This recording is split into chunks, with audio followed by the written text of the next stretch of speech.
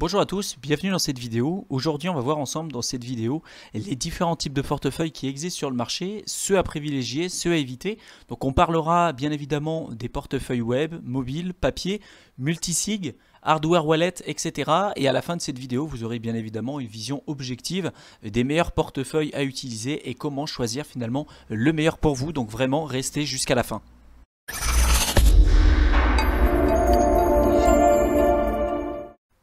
Qu'est-ce qu'un portefeuille Bitcoin? Donc un portefeuille Bitcoin, c'est simplement un logiciel qui va vous permettre de recevoir, d'envoyer et de surveiller vos fonds Bitcoin directement. Donc un portefeuille Bitcoin, ça va permettre également d'interagir avec la blockchain Bitcoin. Ce qui va définir la nature d'un wallet et donc du coup du portefeuille, c'est sa manière de pouvoir stocker directement la clé privée. Donc la clé privée, c'est simplement un ensemble très complexe de chiffres et de lettres qui vous permettent d'accéder directement à votre portefeuille Bitcoin. Grâce à cette suite de nombres et de chiffres, vous pouvez directement envoyer vos bitcoins à une autre adresse. C'est l'équivalent un petit peu de votre mot de passe et vous devez absolument le protéger à tout prix. C'est grâce à cette clé privée que vous devez générer votre adresse publique Bitcoin. Toutefois, avec une clé publique, il est impossible de déterminer la clé privée.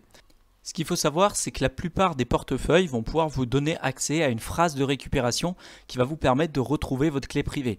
Si vous perdez par exemple votre wallet ou bien que celui-ci est détruit, vous pourrez retrouver l'accès à vos fonds en utilisant la phrase de récupération. C'est l'exemple que je vous ai mis à l'écran avec le mot wall, garment, no, click, merge, liar, etc. etc.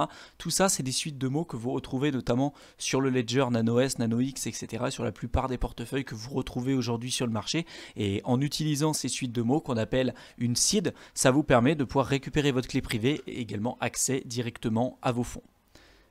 Il y a certains portefeuilles qui utilisent une copie complète de la blockchain pour pouvoir valider et vérifier toutes les transactions. C'est ce qu'on appelle les portefeuilles aujourd'hui full node. Donc généralement, ils sont quand même relativement compliqués à utiliser et ils sont quand même relativement lourds car on doit avoir la copie intégrale de la blockchain.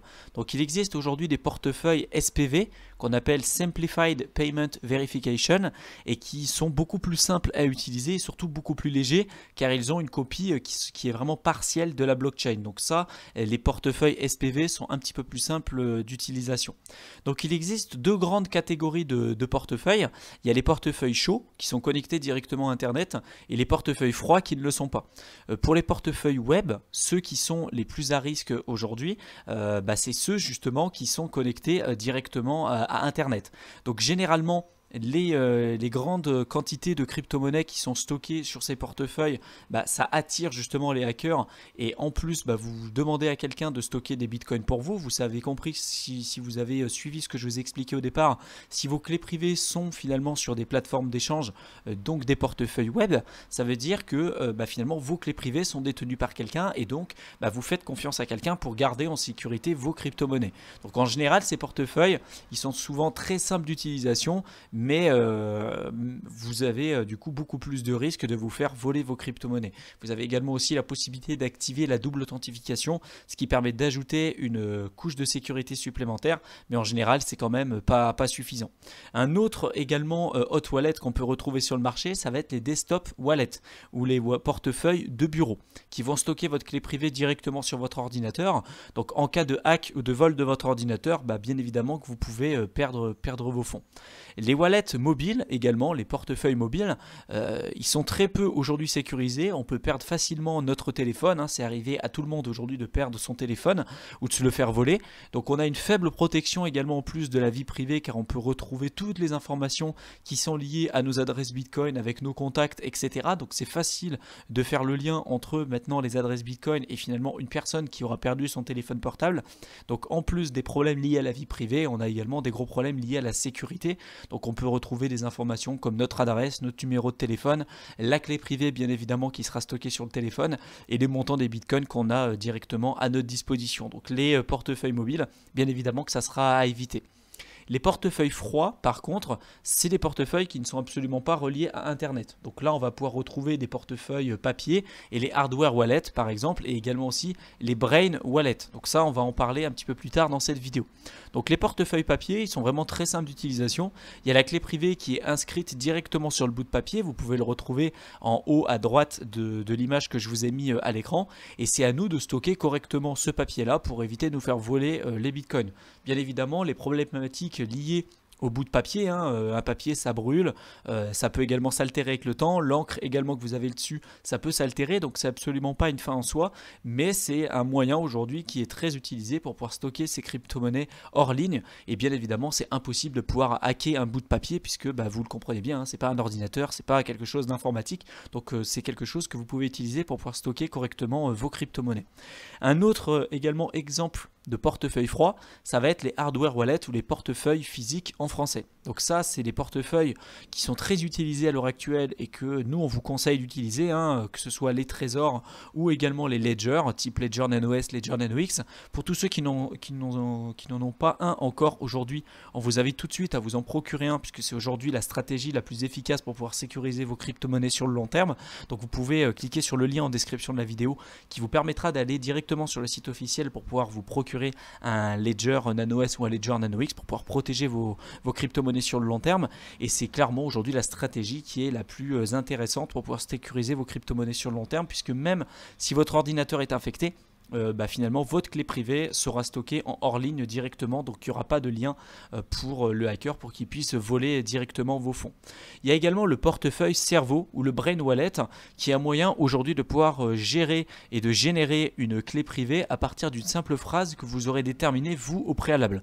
Alors bien que ça soit quand même assez simple à mettre en place et que ce soit relativement utilisé, hein, dans la communauté des crypto-monnaies, il faut faire quand même attention car l'homme aujourd'hui ça va être le point le plus à risque finalement dans cette stratégie là, car il est quand même assez prévisible dans la mise en place de ses phrases de récupération, et souvent les hackers ils peuvent parvenir relativement rapidement à retrouver votre clé privée à partir des phrases que vous aurez mis de côté de votre côté justement. Donc ça également c'est une stratégie qui existe, mais c'est pas celle que nous on préconise de notre côté. Il y a également les portefeuilles multisig, donc qui sont des alternatives très intéressantes mais qui sont quand même peu adaptées pour les débutants.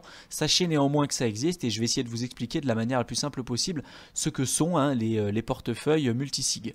Donc c'est relativement complexe et assez difficile à mettre en place, mais si je peux faire une analogie quand même relativement simple, on peut imaginer un coffre qui va être sécurisé et qui va être doté de 2 serrures avec 2 clés.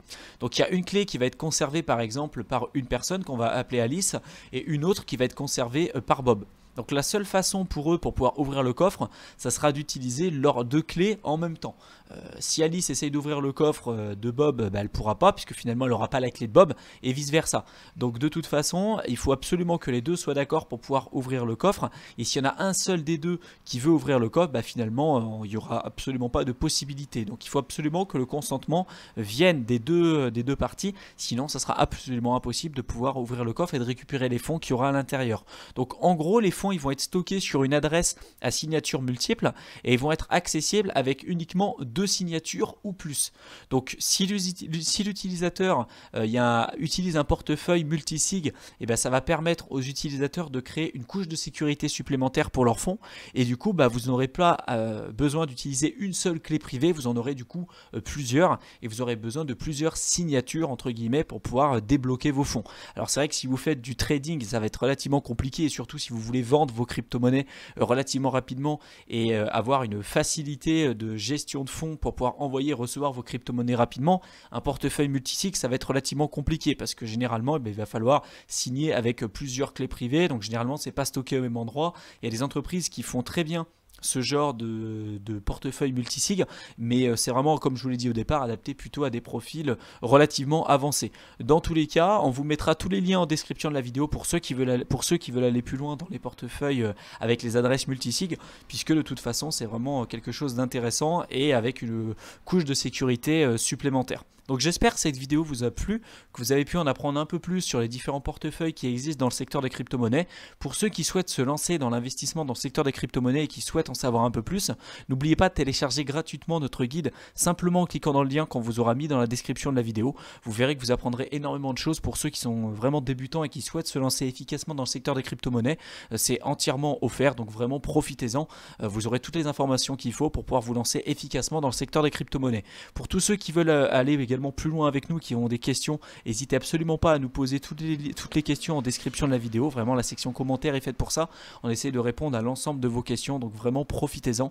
Et puis sur ce, je vous souhaite une excellente fin de soirée. J'espère vous retrouver dans une de nos prochaines vidéos. Salut à tous!